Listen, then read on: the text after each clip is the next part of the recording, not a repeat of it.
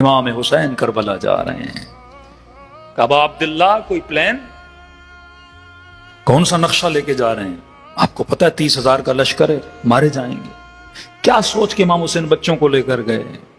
کیا سوچ کے بہنوں کو لے کر گئے؟ کیا سوچ کے بھتیجے بھانجوں کو لے کر گئے؟ ارے جنگ پہ کیا کوئی فیملی کو لے کر جاتا ہے؟ کچھ تو سوچا نا امام حسین نے، کچھ تو سوچ کے گئے نا امام حسین نے.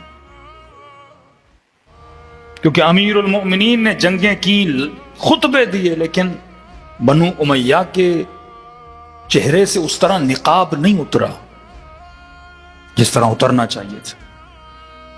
امام حسن نے صلح سے بڑی کوشش کی.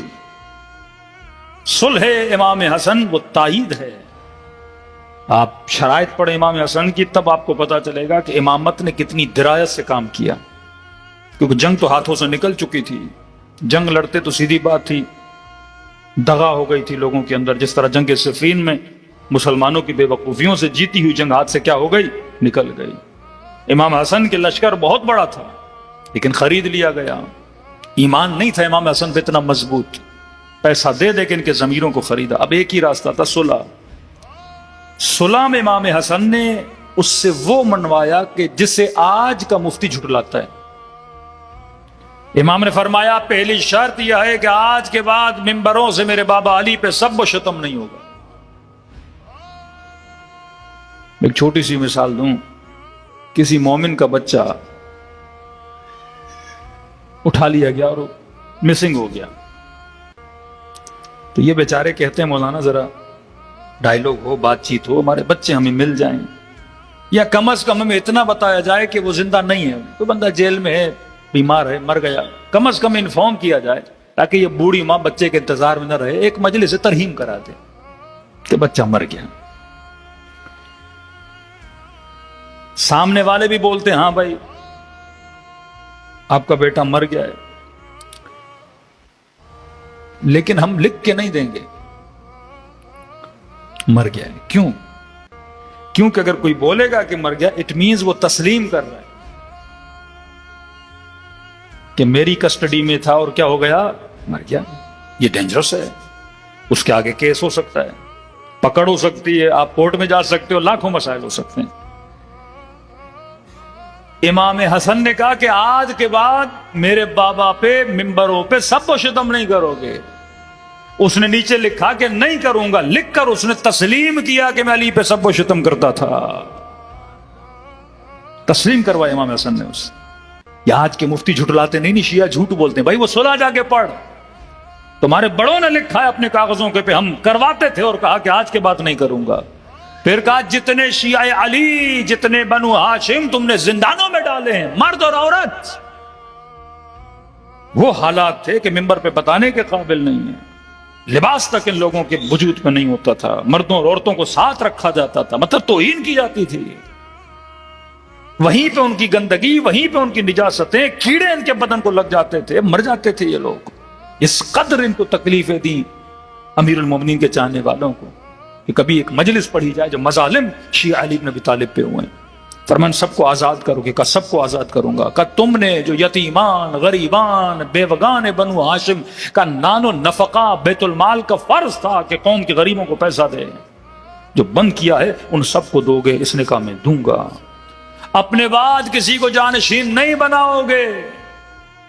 اس نے نیچے لکھا کہ میں اپنے بعد کسی کو جانشین نہیں بناؤں گا. اب امت کو سوچنا چاہیے جو وعدہ کر کے پھر جائے،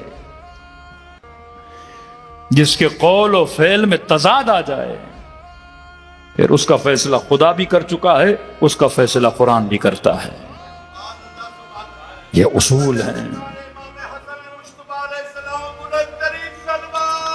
اللہ. اب بات ہے ابا عبداللہ، میرے مولا، میرے آقا، آپ کی پلاننگ کیا تھی؟ آپ کربلا گئے. امام حسین کا ایک ہی جملہ ہے، فرمایا میری یہی پلاننگ ہے، ان اللہ مع الصابرین. اللہ کا وعدہ ہے، خدا کس کا ساتھ دیتا ہے؟ صبر کرنے والوں کا ساتھ دیتا ہے. اور آج صبر حسین نے بتایا کہ یزید جبر کر چکا، حسین نے صبر کیا، اور صبر کا نتیجہ یہ ہے 1400 سال کے بعد لوگ آج حسین کا نام لے رہے ہیں، کوئی یزید کو یاد کرنے والا بھی نہیں ہے. ہے ان کے بڑے سے بڑوں کی قبر پہ 10 ملین لوگ چلے جائیں، لیکن آپ دیکھیے 20 ملین سے زیادہ لوگ کہاں جا رہے ہیں؟ کربلا جا رہے ہیں۔ یزید کا ایک پلان تھا حسین کو کسی جنگل میں شہید کر دیا جائے، کل کسی کو پتا بھی نہ ہو آئے تھے ہوا کیا تھا، لیکن کہا کہ نہیں، میں اسی جنگل کو جنت نہ بناؤں تو میں خدا نہیں۔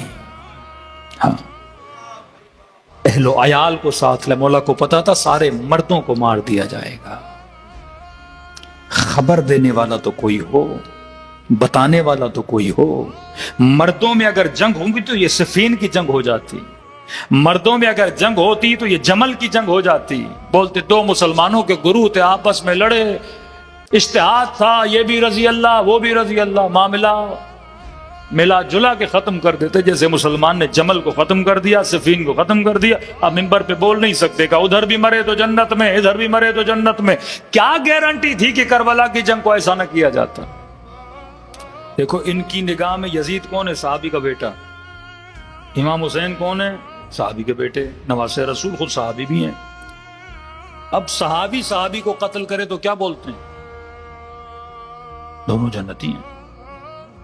آپ کہیں گے مولانا صفین میں خواتین والا مسئلہ نہیں تھا، جمل میں نہیں تھا۔ ارے مالک ابن نویرہ نبی کا بزرگ ترین صحابی، خالد قتل کرتا ہے، قتل کرنے کے بعد اس کی بیوی کے ساتھ زیادتی ہوتی ہے، یعنی ایسا ظلم یہ رسول خدا کے جانے کے بعد۔ آج سارے مفتی بولتے ہیں خطا اجتہادی ہے، دونوں جنتی ہیں بھائی۔ کربلا میں آپ کیا سمجھتے ہیں؟ یہ سوچ نہیں آ سکتی تھی۔